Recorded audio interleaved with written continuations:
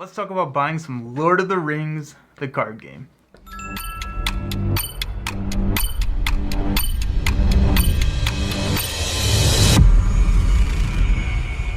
Hello and welcome to Nelson All Over Cards. Today I'm excited to talk to you and bring a buyer's guide for Lord of the Rings. Now, Lord of the Rings is a huge game with about like a decade's worth of content, so I'm going to try and make it as easy as possible to follow along, but please ask questions in the comments if I miss anything. Also, there are going to be timestamps, so you can jump around or come back to exactly what you need. I wanted to try and make it as easy as possible. That being said, the first half or so of this video is going to be the most important stuff. We're going to talk about what you should buy if you're just getting into the game, and then kind of what's out, the repackaged content, all of that stuff we're going to talk about. And then after that, and I'll delineate this specifically when I'm talking about it, we're going to get into some speculation and talk about some of the harder to find content that's not necessarily necessary for someone getting into the game, but I do want to talk about it just a little bit. The absolute first thing that you should look at is to pick up a copy of the revised core set. This is going to give you 12 heroes, and in Lord of the Rings you pick 3 heroes for every single quest that you go on, so not necessarily like Marvel Champions, but you're picking 3 and you can mix and match all of those 12, but it's going to give you those 12 heroes, a ton of player cards, and it's going to give you 3 different quests. Now, the decks that they initially give you are not super good, but they do give you an idea of what each sphere of influence does, as well as kind of get you acquainted with some of the cards. There are going to be decks on RingsDB that will help you with putting together maybe a better deck, but I would recommend playing the core decks that they give you through maybe like the first scenario a couple of times, just kind of get a feel for the rules, and then go look on RingsDB to look at some of the tuned decks that people have made with just the core set. Now, the 3 quests are kind of interesting because the first quest is really good to kind of teach you the game. Second quest is very solid. The second quest I think is a really good quest. The third one is a very, very, very tough challenge, and it's going to be really tough beating it solo. It's going to be really tough beating it with any number of players, but it's tough. What's nice is that the revised core sets, and the revised sets, actually all of them that we're going to be talking about, come with like campaign rules that do make it a little bit easier, and so you can play through it as like a campaign or through standalone. Either way, it's going to be a good experience. Core set is where you need to start. After the core set, I'm going to recommend the starter decks of each faction. So they came out with these starter decks for Elves, Dwarves, Rohan, and Gondor that are going to be really good, really strong, and really fun decks to be playing, and also are going to be kind of on a power level for the next couple quests that you want to be picking up. I would recommend that you get all of these before diving into any of the revised encounter content, but if that doesn't necessarily interest you, I would pick maybe 2 of these that I would that you're kind of drawn towards and grab those. Once you have those starter decks, we're going to talk about the repackaged campaigns and the player card expansions. So let's go in our time machine a little bit and talk about the legacy packaging. And I think this is where so much of the confusion of buying into Lord of the Rings today comes from. So right now they're going through a project to repackage old content that came out years and years ago. Now, we're going to call that the legacy content, and we're going to talk about the repackaged content. The legacy packaging, there would be a deluxe box that contained 3 quest player cards, and then 6 individual packs, which each had 1 quest and some player cards in it. That total, those 7 products, would be called a cycle. So in total, there'd be a ton of player cards and 9 different quests. Those cycles are now being condensed down and repackaged into a better and easier to obtain format with 1 campaign box and a player card box. So those 7 pieces of the cycle are now boiled down to 2 boxes. So those 2 boxes are what you're going to be looking for. The 7 different packets are going to be really hard to find. Look for the specific repackaged content. That's going to be what you should grab. Currently, right now, the repackaged content that is out, we have the Agmar Awakens cycle. So that brings a good variety of quests. Some of them are a little bit easier, but it does have some more challenging quests and some like really, really challenging quests in there, which is why I suggest getting those player cards first, because the player card expansions are going to be really good in helping you kind of push through some of those more challenging quests. And then along with the quest, if you get the player card expansion, which I suggest, if you have the player card decks, I would probably suggest getting the campaign expansion first. However, it's hard for me to sit here and recommend not buying the player cards because I just very much appreciate the player cards. So if you can get them both at the same time, that's probably what I would do, because typically there are interactions and mechanisms that work together in the player card pool and the campaign box. But with that, if you can only pick up one, I would go with the expansion and then look at grabbing the player cards afterwards. If you can and you can financially do it, I would grab both of them at the same time.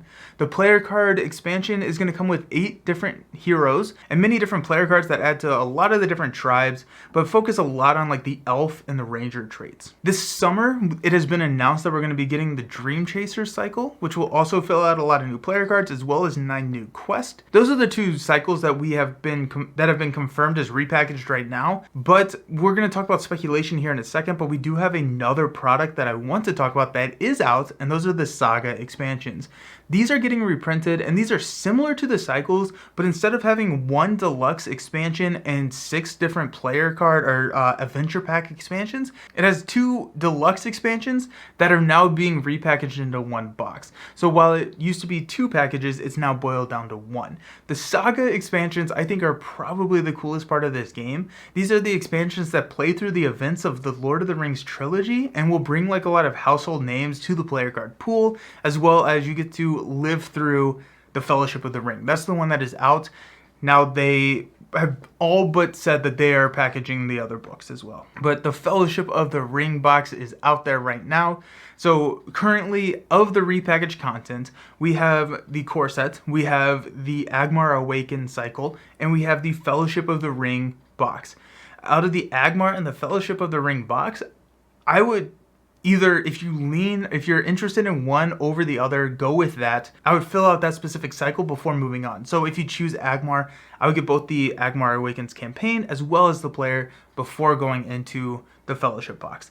Fellowship box, grab the Fellowship box, play through the 6 quests in there, have a blast with it, then move on to Agmar. Cool. So now let's talk about some of the extra stuff that is out. Out of the new content, there's the Dark of Mirkwood pack, which I would rate as like solid B tier quests. So they're cool, but it's a pack of 2 different quests that you could pick up, and it continues on the campaign of the core box. So the core box has the 3 quests, and then you can add this on as kind of a campaign expansion for the 4th and 5th quest. That's a great pickup. It's not a necessary pickup at all in my opinion, but they are a fun quest, and if that interests you, pick it up, have fun with it.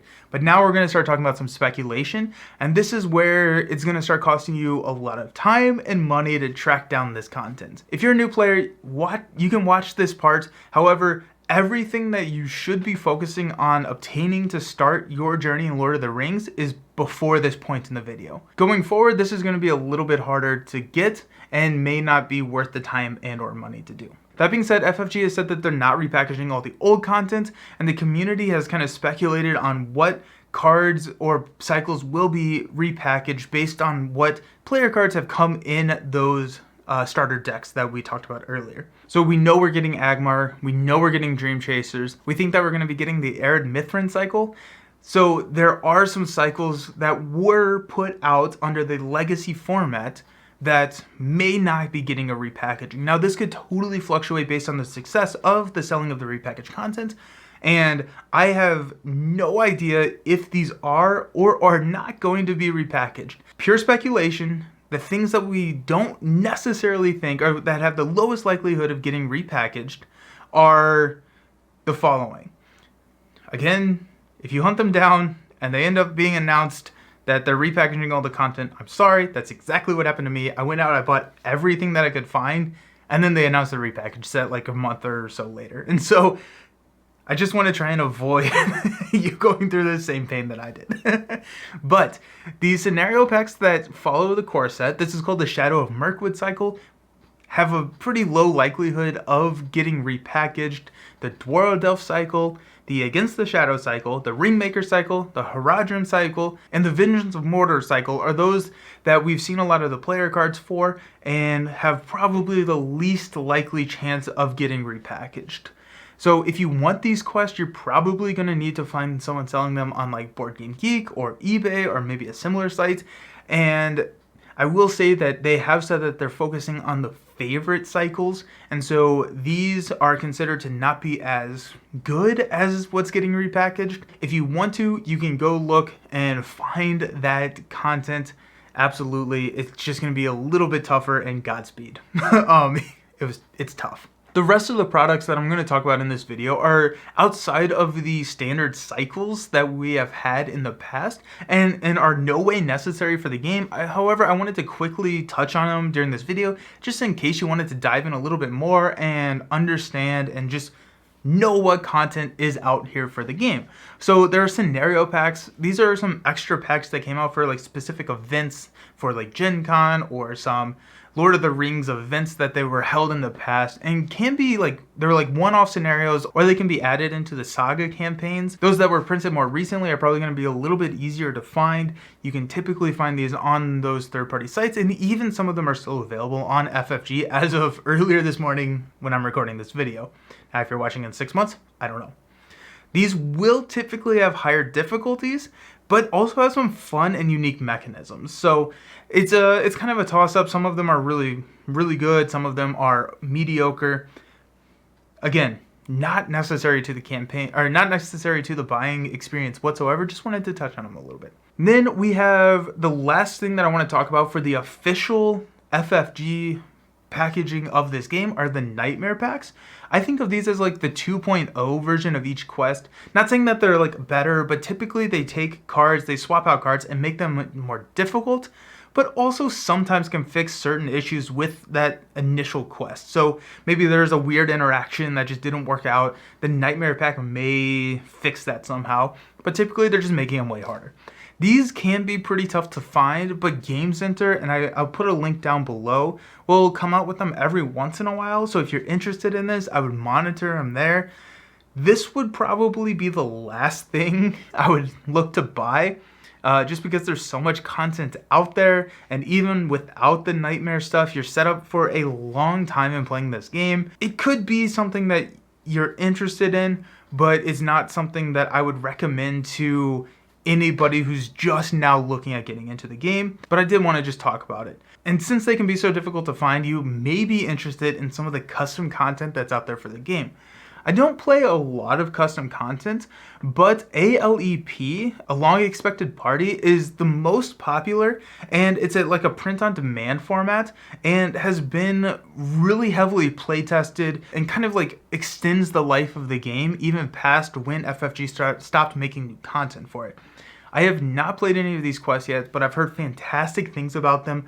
I will put a link down below where you can find all of that stuff. Just know that these are not Fantasy Flight content. It is custom content, but I have heard that it is about on par with the Fantasy Flight design stuff. So I wanted to put that out there because they are currently making new content for the game. And so while this game is getting repackaged, the parent company, Fantasy Flight Games, is not producing new content for it. There are people out there that are so passionate about the game that they are doing that. And if that is interesting to you, I will link that below so you can check it out. But that's it. There you go.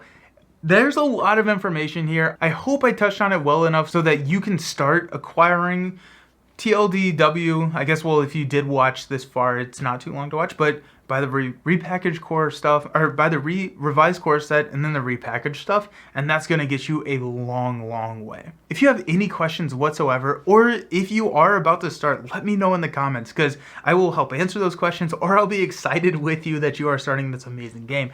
I love this game. I have an entire channel about this game, so kind of it's a little obvious that I like this game, but I'm very excited that you are starting on this journey. That being said, if you're starting on the journey, I am playing through the progression series, so I'm playing through all the packs that you're about to be getting.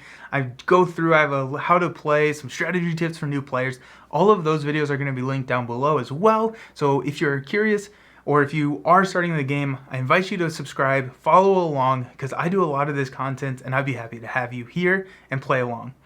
I hope you have a fantastic rest of your day. Have fun buying some Lord of the Rings. You're not going to regret it. And I will see you around. Peace.